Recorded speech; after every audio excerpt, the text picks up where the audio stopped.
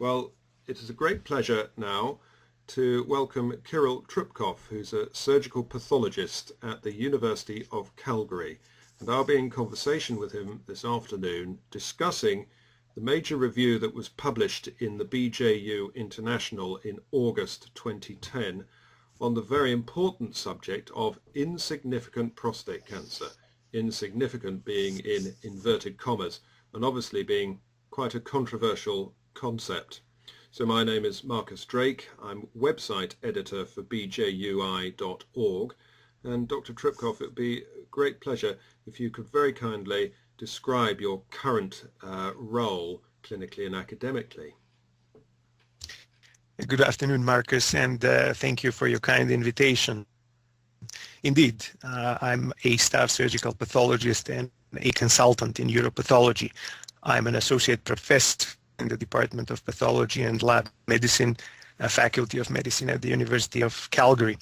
My research focus and clinical expertise includes uropathology and kidney and transplant pathology, and my research focus and contributions have been mainly in these areas. During the last decade, we have worked in establishing a centralized urology and uropathology program in Calgary, which is now one of the largest uropathology centers in Canada and North America. I'm a uropathology consultant for the local cancer care center in Calgary and for the Southern Alberta Urology Institute, which was recently established in Calgary in 2010. The Institute created an environment in which we can provide a high-level clinical service. It also created an opportunity to further strengthen the local multidisciplinary approach in Calgary regarding the clinical service, which is primarily centered on the patients and their needs. It also allowed us to do clinical research and teaching in urology, oncology, and pathology, and we are very excited with this development. Well, this is enormously impressive, but of course the emphasis there has been on pathology, and of course prostate cancer managed by urologists. It begs the question of the role of the pathologist in managing the condition. Yes, I'm a pathologist and I have a role to play in the whole aspect of clinical care there. I have a special interest in prostate cancer. Let's start off with the definition of what pathologist is. A pathologist is a specialist consultant who provides personalized diagnosis by examining patients' tissues and cells.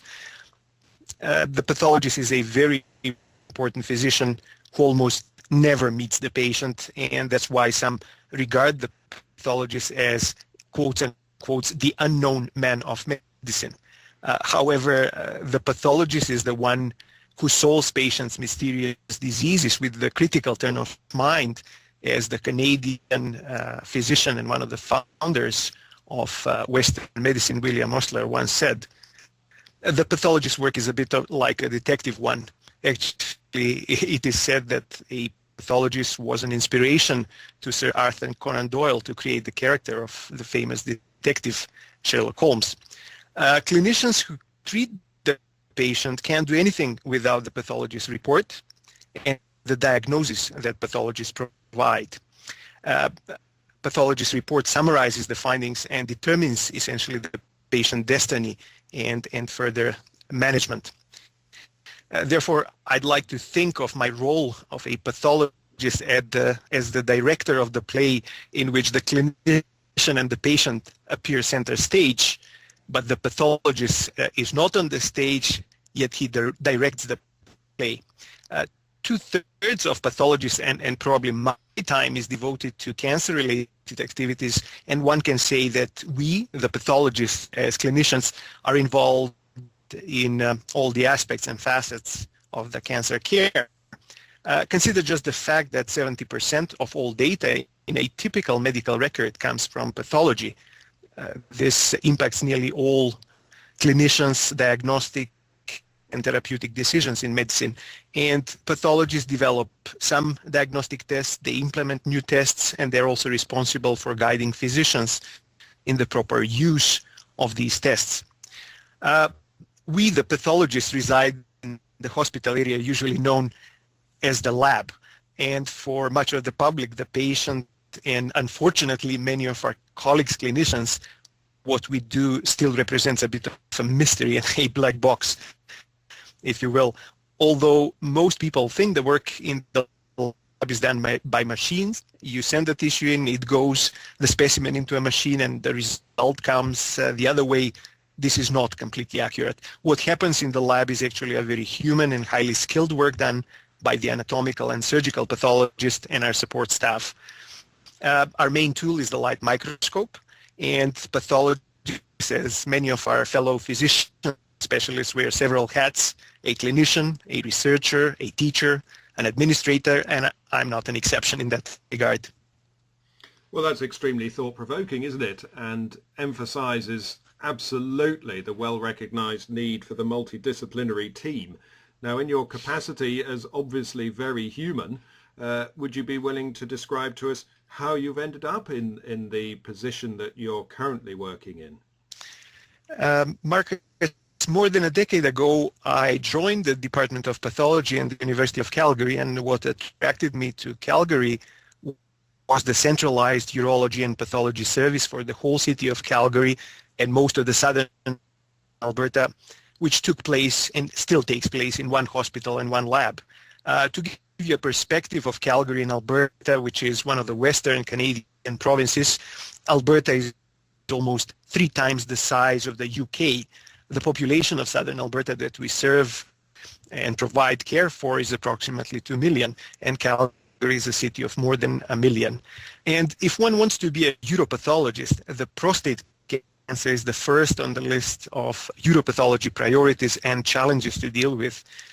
It is the most common cancer in men, and our ability to be involved in a high volume service, our annual volumes are about 1,500 prostate biopsies and 350 radical prostatectomies, allowed us to increase the level of the clinical expertise, and it also provided an excellent opportunity to do research and teaching. One of the important themes of our research focus in the last decade was the so-called concept of insignificant prostate cancer. So that timely brings us on to ask if you would kindly summarize the key points of the review then. Prostate cancer has changed over the last 2 decades because of the 3 main factors. The first one being the public awareness, the second one, the PSA screening, the widespread use of PSA screening, and lastly, the third one, the use of extended needle core biopsies. The use of needle core biopsies took place largely during the last decade. We moved to 10, 12, and more cores in contrast to previously used standard sextant biopsies. These led to prostate cancer being diagnosed and treated at an earlier stage with increasing detections of smaller tumor volumes of cancer, and these are often referred to as insignificant cancers. Our review in BJUI International aimed to compare the so-called insignificant prostate cancer detected on prostatectomy and on cystoprostatectomy, because it is not clear from the literature whether they represent the same, similar, or different forms of prostate cancer. We concluded that insignificant prostate cancer on prostatectomy and cystoprostatectomy, in most instances, represent an early stage and clinically silent disease, essentially a low volume, low grade disease, if you will, only occurring in different clinical settings, which explains some of the differences between the two. Cancers considered insignificant on prostatectomy and cystoprostatectomy are likely biologically similar, but different from most clinically significant prostate cancers found routinely on prostatectomy, which typically represents later and more advanced stage disease.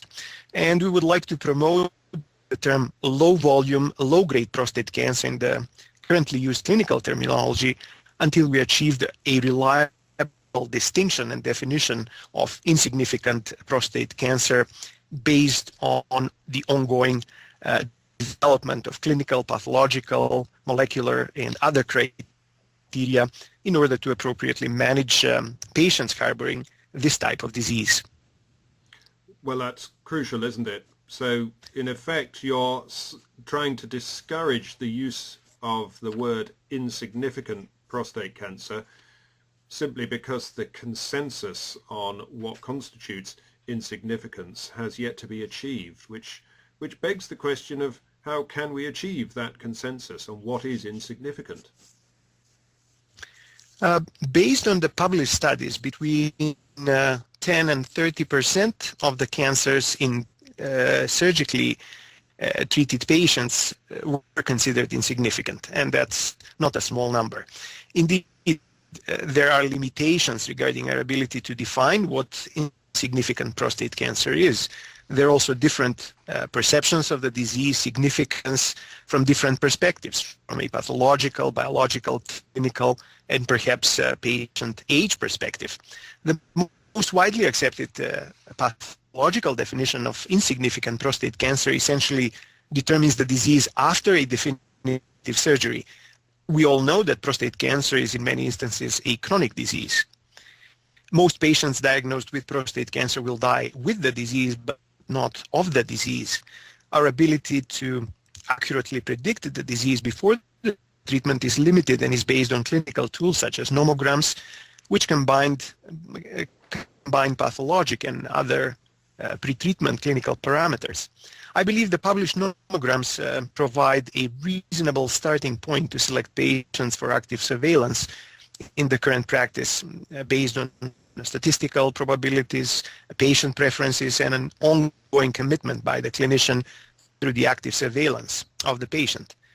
This approach uses PSA evaluations and, most importantly, regular clinically driven repeat biopsies to follow the progression of the disease and to initiate a definitive treatment when and if necessary when tumor progresses, which will achieve ultimately delayed but complete patient care. To achieve a consensus on what constitutes insignificant prostate cancer, we definitely, and I'd say desperately, need better screening tests than the PSA, and new markers are emerging and are currently undergoing scrutiny. Some have also argued that the pathological definition of insignificant cancer should be tested clinically with data of actual patient follow-up to support the notion of long-term disease insignificance. And hopefully a combination of clinical, pathological, molecular, or perhaps other criteria will emerge, resulting in a universally accepted definition of insignificant prostate cancer, which will allow clinicians to appropriately manage patients which harbor this type of disease. And then, of course, we have to remember the other member of this crucial equation is the patient themselves, and I hope that not too many clinicians use that phrase of insignificant prostate cancer, because it is inevitably going to have a highly subjective element, and the patient that's directly affected by the condition will inevitably respond in a highly individual way. So my question to you now really is how do the patients respond when discussing a prostate cancer of low volume and grade? Marcus, a decade ago, when I started in Calgary, many institutions and urologists were indeed quite reluctant to even accept that there is something called an insignificant or even talk about insignificant prostate cancer. But I believe in the last decade, a change has occurred. And nowadays, many urologists, and particularly the younger ones, are more accepting of the concept of an insignificant prostate cancer and insignificant disease.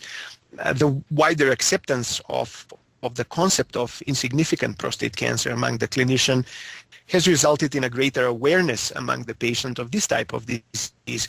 Still, many patients truly and are uncomfortable with the ongoing anxiety of knowing that they have a cancer which is most likely, but not absolutely qualified as insignificant. So do they react really with substantial uncertainty if a biopsy has shown a low volume, low grade tumour, and they are agonizing as to whether to proceed to radical treatment? Diagnosis of cancer is a life-altering experience, and as we're all different, there are different reactions. And approaches among patients in the phase of decision making, which pathway to choose in terms of the final treatment, how to proceed after the diagnosis.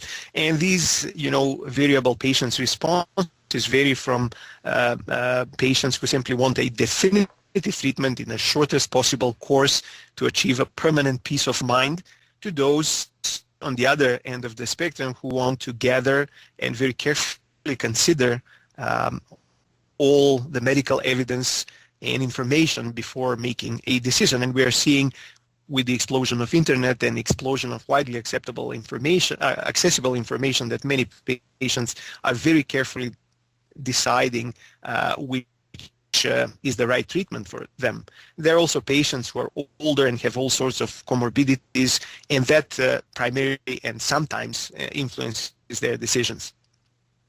So individual choice, as in so many medical areas, has to be encouraged and fully informed, which, that is a key message of modern practice, the communication with the patient. So then, absolutely. Then we move on to our slightly different area of the radical treatment that yields perhaps what would be constituted insignificant findings.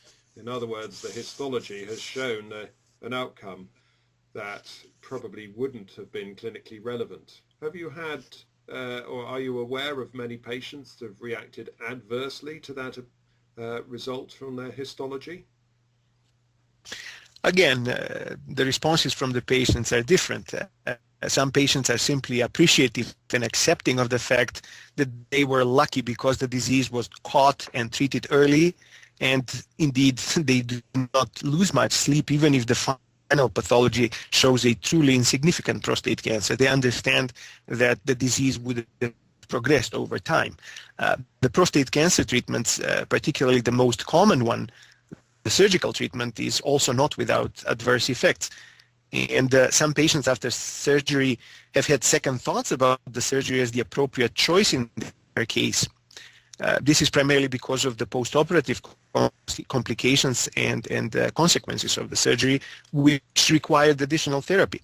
In a recent study from our institution, in a population of patients who were treated for these types of post-operative complications, about 47% of the patients who required therapy for the complications had indeed a low-risk disease and were eligible for active surveillance.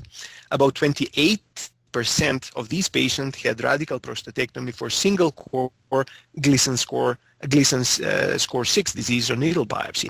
And as we and other clinicians grapple and make progress coming up with the more accurate definition and more accurate preoperative prediction of prostate cancer, so the patients will be more accepting of this concept and will make decisions that are evidence-based.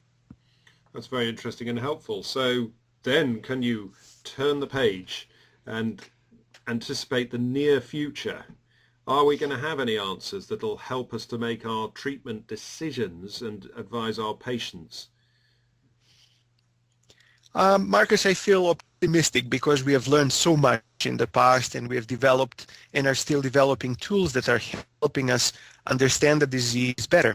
I would say that the near future, and for me, the near future represents the next 5 to 10 years, looks bright. Many institutions are using high throughput approaches to target discovery, and there are all sorts of multi-institutional consortia and research teams that use combined multi-institutional databases and resources which amplify and facilitate their research efforts. Well, with so much going on then, with so much sort of potential development, are you able to perhaps identify areas that might be seen as research priority to give us some of the clinically relevant answers that we need for informing patients? As I mentioned previously, we urgently need better screening test than the PSA, which is the main screening tool that we currently use. And we also need universal and evidence-based guidelines as to how these new tests will be used in practice. We also need a better understanding of the prostate cancer prevention strategies, because a pound of prevention will be truly worth a ton of cure in the era of limited care resources. We also need more research in developing the options of focal or limited and perhaps minimally invasive treatments for prostate cancer. And I still see pathology as a critical player in these future developments, for example, as a custodian or the administrator of the new diagnostic gene chips that will come in the next 10 to 20 years, or other diagnostic test platforms of the next generation. We also need to develop novel concepts of integrated healthcare delivery, which will combine multidisciplinary teams and which will blur the borders between the currently recognized medical specialties. My hope ultimately is that these new approaches will achieve the ultimate goal of providing an efficient and cost-effective personalized medicine. What an inspiring thought, and a superb way to end a very interesting discussion. So it just remains to say on behalf of the BJUI International, sincere thanks for such an interesting article and for taking the time to talk to us, Dr. Kiril Trpkov. Many thanks. Many thanks for your invitation as well. It was a pleasure.